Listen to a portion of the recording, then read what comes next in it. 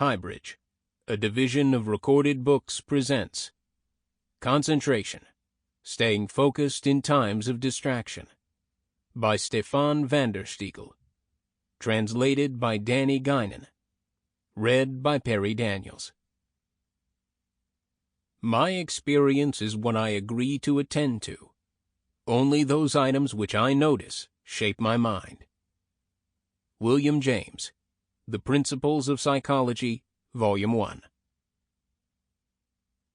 Prologue. In the 1st century A.D., the Roman philosopher Lucius Annaeus Seneca came to the conclusion that there was too much information out there. There were so many books in circulation at the time that Seneca was worried that the abundance of information was becoming a major source of distraction. The same problem resurfaced in Germany in the 18th century, when there was serious talk of a Bücherseuche, a plague of books. The fear was that because there was so much information available, it might have a damaging effect on people's concentration. Each new kind of media brings with it new questions, from the invention of the printing press to the rise of today's digital society. Concerns as to the effect of increasing amounts of information on our concentration are nothing new, and each time a new advance is made, people fear that we may be reaching the limit of our brain's capacity. Up to now, this has not been the case, but the fear that we are fast approaching that moment is more understandable now than ever before. Our society is currently undergoing massive changes. Whereas in the 80s and 90s we spoke about information in terms of kilobytes and megabytes, today it's all zettabytes and yottabytes. The pile of information is growing ever higher, and it is encroaching more and more upon our daily lives thanks to the speedier networks, advanced storage methods, and faster processors that we carry around in our pockets. Google and Facebook know exactly what your interests are because they can track your online behavior, which means that the advertisements you see are selected on the basis of your personal tastes. I always give myself a bit of a fright every time I accidentally click on a website banner, because I know that Google will react by sending me ads based specifically on that click. The incredibly fast pace of digital change and the increasing amount of available information means that right now we find ourselves in the middle of an attention crisis. If you don't believe me, just take a look at the number of books and articles that are published every week warning us of the disastrous consequences of social media and smartphones for our creativity, productivity, and concentration. The market for books on digital detox is huge because of the stress people are experiencing as a result of the continuous distraction of social media. At the same time, the number of traffic accidents continues to rise thanks to our addiction to the smartphone, and the number of children who have trouble sleeping because they are glued to their screens at night is on the rise too. Ever since the publication of my previous book, How Attention Works, in 2019, in which I explained the basic principles of attention, I have been asked the same question over and over again during interviews and readings.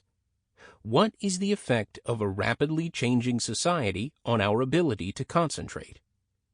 This appears to be a very important question for many. A lot of people find it difficult to concentrate these days because of the consistently high level of distraction and the never-ending stream of information that washes over us every minute of every day. Today's children are growing up in a world that is a lot different from how the world was only 20 years ago. Teenagers are massive consumers of social media and other attention distractors, and this continuous yet subtle pulling on a teenager's attention happens in a phase when their brain has not yet fully developed, with the result that they end up using their attention the wrong way. All it takes is one moment of mental weakness or boredom, and out comes the smartphone. Just when they have settled down to concentrate on their studies, the sound of an incoming message is there to distract their attention again. It is no wonder that more and more teachers are complaining about how difficult it is becoming to attract and hold their students' attention. The competition from smartphones is simply overwhelming, even when they are banned from the classroom. The smartphone is also becoming more and more intrusive in our homes. Even parents are finding it difficult to spend enough time with their children. One bleep from their phone can cause them to abandon the Lego house they were building with their child, and it can then take an age before they are able to refocus their attention on what they were doing. Sometimes even that is too much to ask. The bleep might be a message from a colleague that either spoils the mood or forces mom and dad to turn their attention to their work again. Not all of the doom scenarios sketched in self-help books and the media are accurate, of course. A lot of nonsense is being spouted these days, and there is absolutely no reason to believe that we are all going to end up suffering from digital dementia or that our intelligence levels are eventually destined to plummet. However, this does not mean that everything is hunky-dory either. Our tendency to multitask and the endless stream of information we are subjected to means that many of us have great difficulty concentrating. But there is also some good news. The rise of the digital society has come paired with another development, namely our increased knowledge of our behavior and of the brain. Our understanding of how concentration works is getting better and better, and this is helping us to figure out how to use it in the most optimal manner possible. The solution to the problem of what our society needs to do to be able to deal with the never-ending stream of information lies in our own hands. It is simply a matter of making the right choices. That said, the choices we must make to prevent ourselves from spiraling into a full-blown attention crisis are not easy ones. In this book, I will draw a clear distinction between the sender and the receiver of information. Both will have to make adjustments if we want to preserve our ability to concentrate. Every day, we play the role of both sender and receiver. If you have to give a presentation or make a clip for YouTube, you are a sender, and you are a receiver when you attend a lecture or read a book. On the other hand, the sender has to work very hard to retain the attention of the receiver by offering them information in a way that makes it easy for them to concentrate. On the other hand, the receiver has to use his or her attention wisely and not allow themselves to become distracted. This requires not only suitably designed working and learning specs, but also that the receiver does their best to train their concentration and keep their brain in good shape. Luckily, science is not short on solutions, and I will do my best to explain them to you in this book. The Attention Crisis. You may have noticed how more and more companies have started using slogans such as, "Attention makes everything more beautiful," IKEA. "We like to pay more attention to our clients," I Wish Opticians. And "We pay close attention to your future," Aegon Insurance. In fact, it is remarkable just how many advertising campaigns these days are focused almost exclusively on the subject of attention. Businesses and advertisers are well aware of the important role attention plays in today's market, and they spare no effort in attracting the eyes and ears of the consumer in order to get their information across. Contrary to IKEA's claim, attention does not make everything more beautiful, but it does ensure that the brain selects certain data from the constant and never-ending stream of information. Attention works like a filter, and it is only the information that manages to get through this filter that ends up being fully processed by the brain.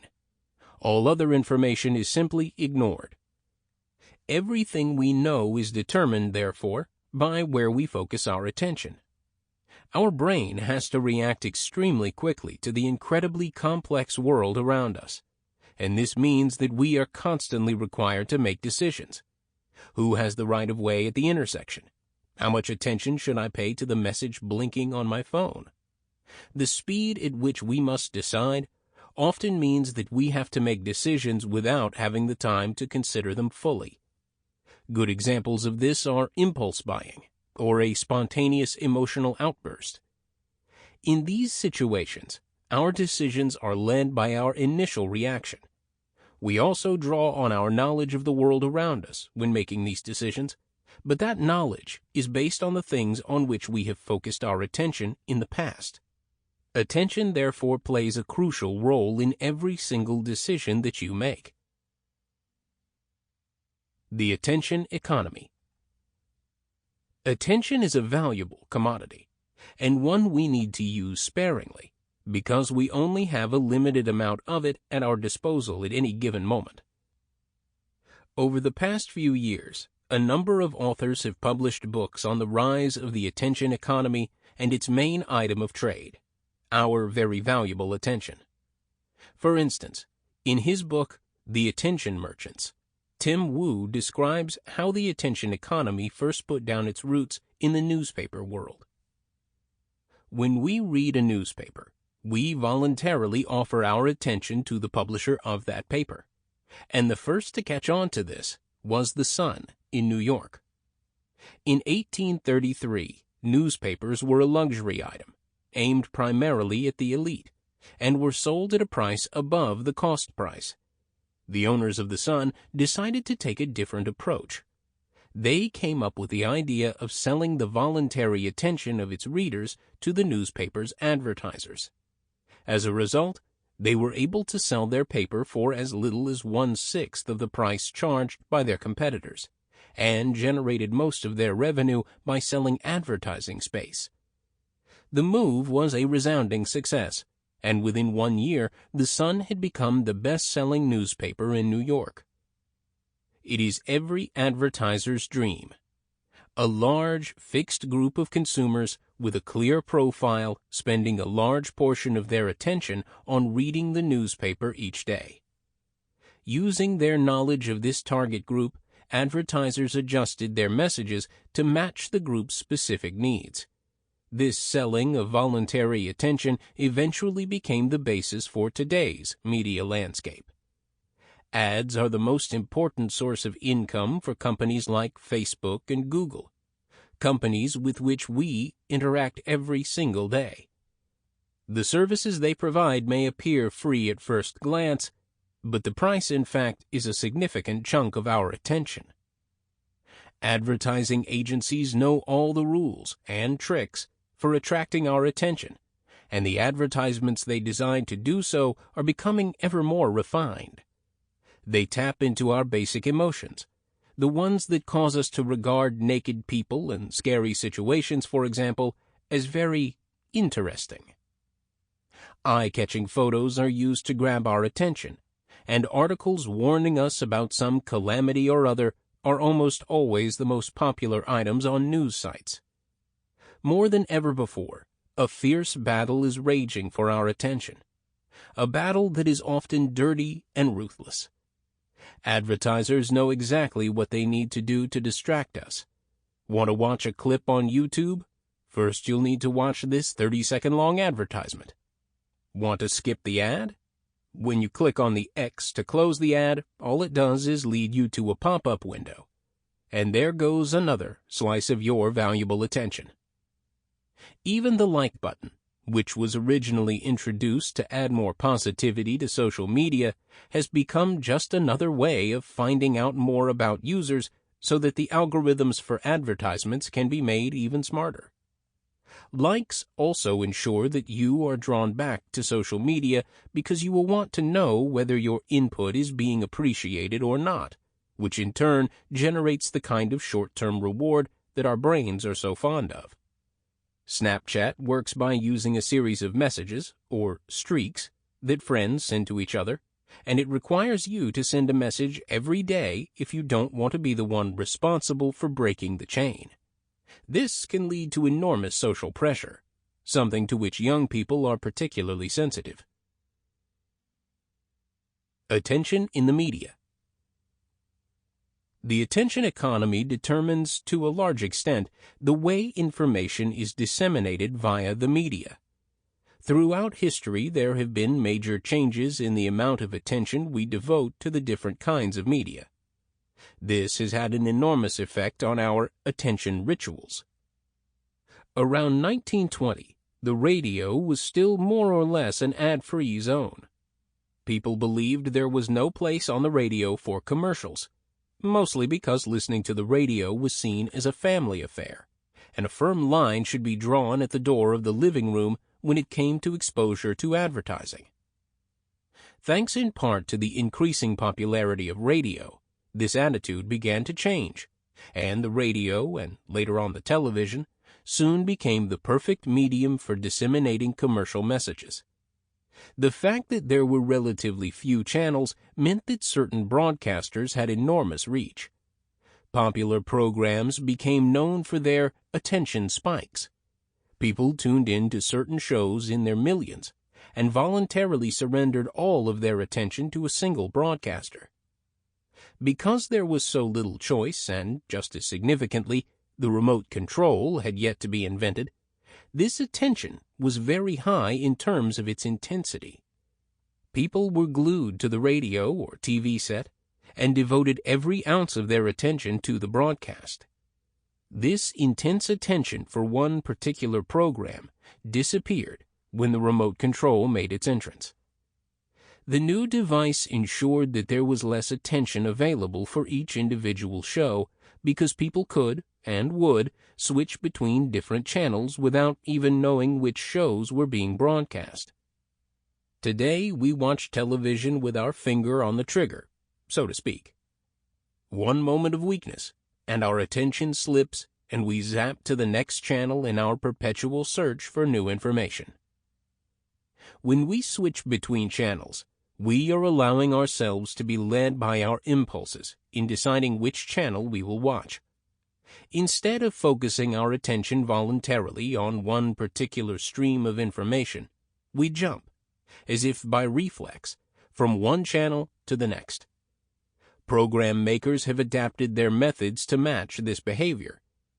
TV shows from yesteryear now appear incredibly slow to us, but that is primarily because they didn't have the sword of Damocles that is the remote control hanging over their heads. This also applies to ads on Facebook's news feed, which usually begin to play automatically because they have a very small window in which to grab your attention. The same phenomenon can be found in the world of music. With so much music available on Spotify nowadays, the first 30 seconds of a song are absolutely crucial. So much so that choruses tend to come earlier in many songs, and intros often have no beats at all, so that the listener can be enticed to stay tuned without becoming irritated. Otherwise, within a fraction of a second, they will have scrolled on down the page and clicked on a track that catches their eye, and to which they may be prepared to devote their precious attention voluntarily for a longer period of time.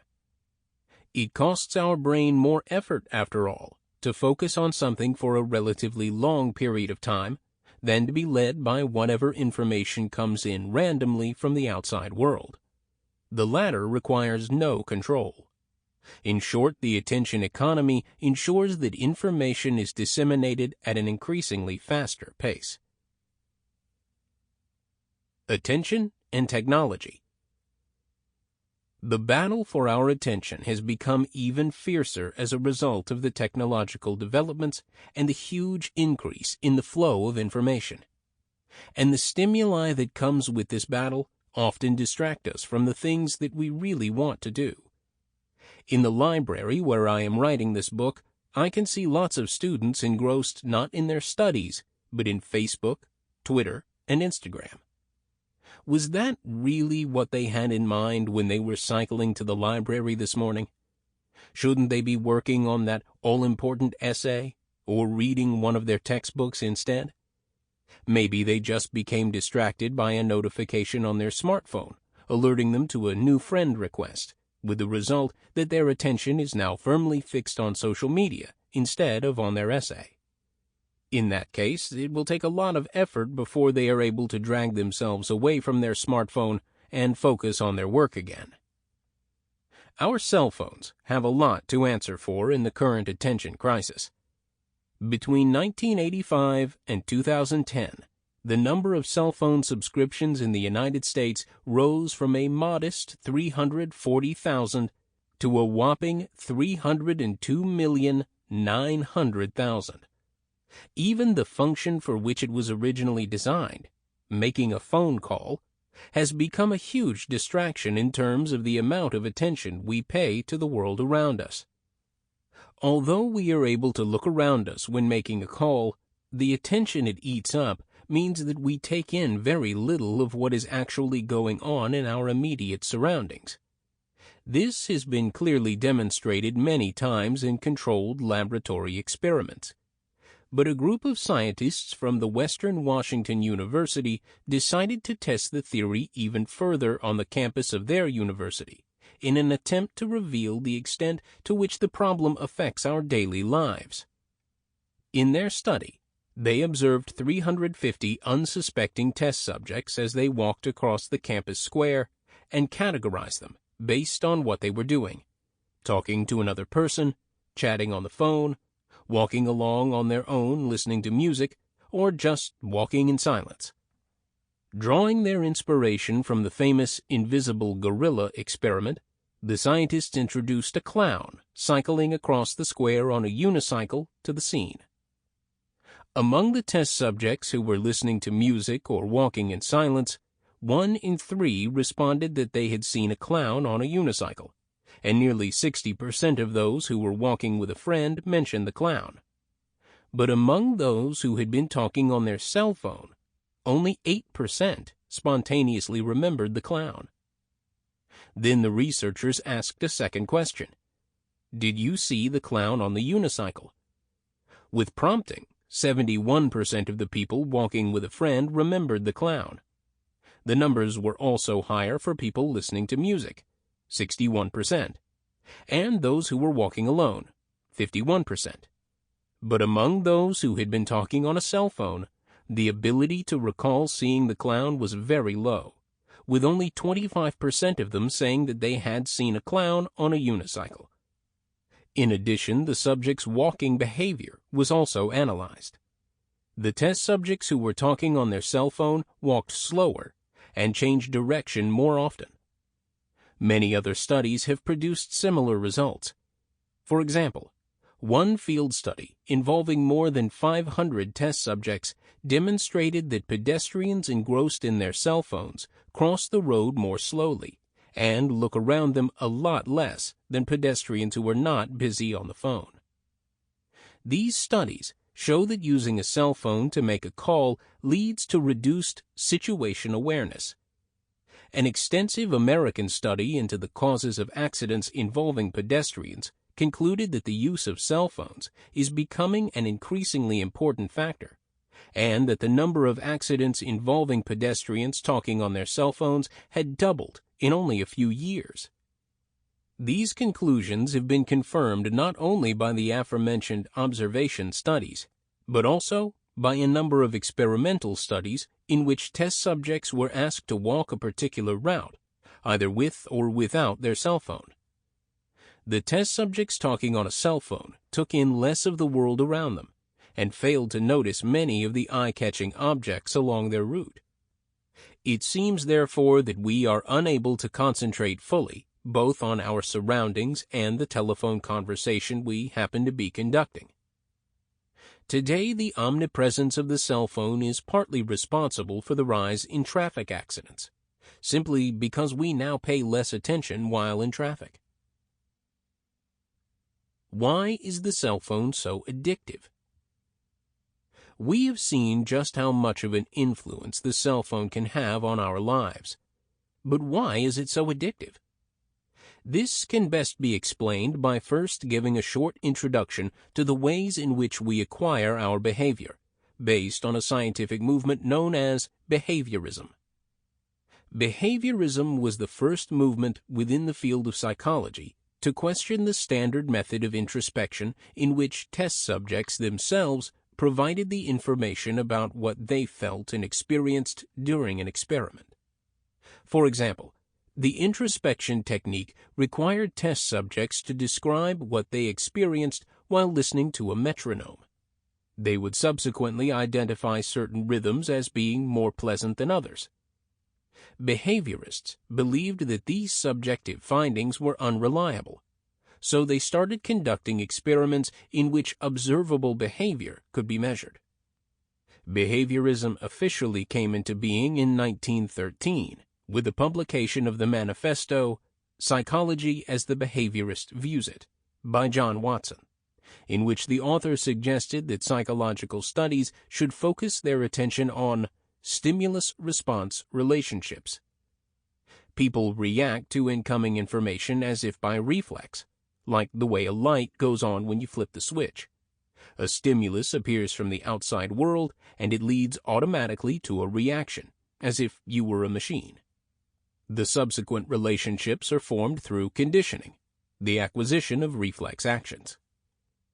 Conditioning was discovered by accident by Ivan Pavlov around 1890, when he was studying the production of saliva by dogs as a reaction to food. He noticed that the dogs began to salivate the moment he entered the room, even when he wasn't carrying any food with him. It appeared that the dogs had established an automatic link between his presence and feeding time. This had not been the case at first, but the more acquainted he and the dogs became, the stronger the link became too. Eventually, they began to react to his presence in the same way they reacted to food. In the language of behaviorism, Pavlov himself had at first been a neutral stimulus, before becoming a conditioned stimulus over time. Pavlov's discovery was later researched more exhaustively using bells, among other objects, but the conclusion remained the same, regardless of whether it applied to dogs or humans. Once we have started to associate a certain object with a reward, that association can be very hard to reverse. To do so, we have to undergo a long period in which the object no longer leads to a reward. The same principle applies to punishment, for example. If you give a test subject an electric shock once or twice when they are viewing a certain color, the brain will literally get a fright each time the color is subsequently shown, even in the absence of the electric shock. According to behaviorists, we do not have any free will in this kind of situation, but exhibit instead a reflex reaction to whatever we experience in our surroundings. A reward can have a very addictive effect. When mice in a cage discover they will be given food if they press a button, they will keep on pressing that button, ad infinitum. A reward can also have an educational effect, and we use this very principle when raising our kids and teaching them in our schools. As long as certain behavior continues to be rewarded, we will continue to exhibit that behavior, even when it leads, momentarily, to no reward. When we instinctively pull out our cell phone to see if we have any new messages, or open our mail on the computer, we are, in fact, behaving like the conditioned mice. In most cases, when we stop what we are doing so that we can check for new messages, what we are looking for is a reward.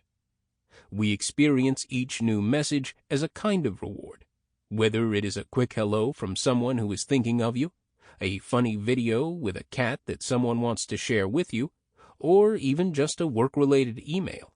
It's all new information, so happy days.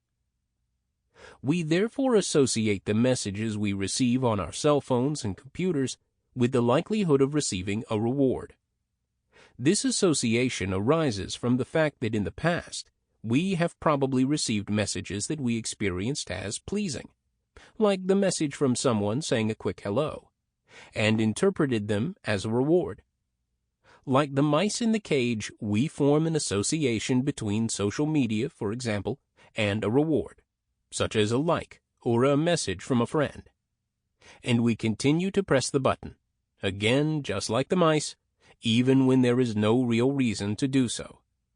It has now become an addiction, and the association does not have to be confirmed each time anymore for it to be maintained. However, the fact that there is no guarantee that a reward will follow via email or social media is precisely why these rewards are so fickle. In the case of a variable reward, where the reward varies in terms of extent and frequency, it takes longer for the association to be learned, but also longer for it to be Sample complete. Ready to continue?